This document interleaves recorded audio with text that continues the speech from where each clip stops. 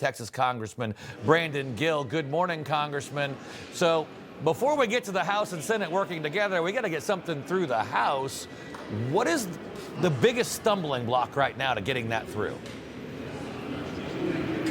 Well, first of all, thanks for having me on. We've got a diverse conference. We've got everybody from the libertarian wing to the neocons and the paleo conservatives, and these are the different groups that Speaker Johnson has to coalesce to put forward a unified agenda. It's probably the toughest job in all of politics. I think he's doing a phenomenal job here. We've got some details that we've got to work out. There are some disagreements perhaps on the extent of what our spending cuts are going to look like, perhaps where they're going to be.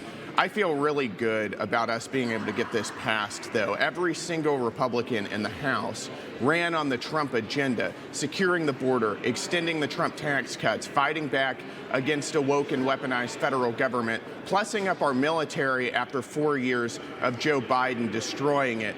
This bill right now, this reconciliation package, is what unlocks all of that for House Republicans. So I think that we're in a good position. Again, we've got some details we've got to iron out, but we're going to get there. Yeah, so according to Axios, Tennessee Congressman Tim Burchett, Indiana Congresswoman Victoria Sparks already plan on voting against the plan. Congresswoman Nicole Maliotakis says she knows of 6 to 10 Republicans who may be holding out.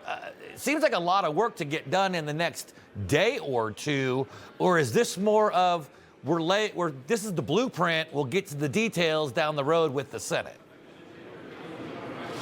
Well, that's exactly right. This is just the first step. This is what provides instructions to all of the committees of jurisdiction onto what precisely they need to do. So this is really what simply unlocks the whole process. Again, we've got some details we've got to iron out, but we've got plenty of time to do that. Today is just step one.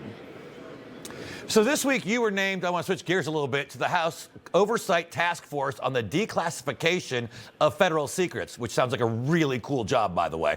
Pam Bondi, the Attorney General, teased last week the Epstein files were sitting on her desk waiting to be reviewed and released. But do you have any idea when we may start to see things come out of this entire process?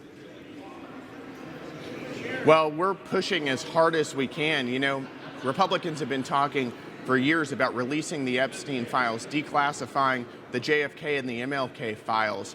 This is what the Republican Party wants. Now, the task force that I'm on does not have the authority to declassify materials. That's going to have to come from Pam Bondi and the executive branch. So we have been pushing them hard to declassify these as quickly as possible, because transparency is what we've got to bring back to Washington. The American people have been sick of an opaque process of knowing that there are secrets that are being held in D.C. for no clear reason, and they would like to see this information released. Who is on the Epstein list? Why don't we know who's on there? Why hasn't this been released already? The JFK files, for instance, that was decades and decades ago. The American people deserve to know the truth of what happened with the JFK assassination and the MLK assassination.